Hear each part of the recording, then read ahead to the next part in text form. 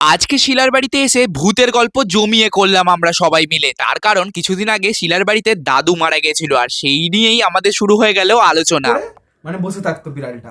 এবার ও 2-3 দিন দেখেছে, কিছু ব্যাপার হয়নি। দিয়ে তারপরে যখন খুলে দেখছে, জানলাটা খুলে দেখছে যে বিড়ালটা রোজ বসে আছে, যতই তাড়ায় এসে আবার সেম জায়গায় বসে যায়, চালিয়ে যায় আবার বসে যায়।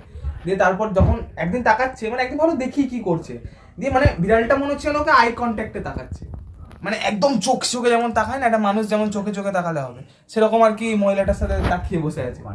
এবার ভাবছি মানে বিড়ালটা কিছু বলতে চাইছে, ব্যাপারটা হচ্ছে, কিন্তু বললো ঠিক আছে অসুবিধা নেই, বন্ধ করে দিই, হয়ে গেল, কেস শেষ।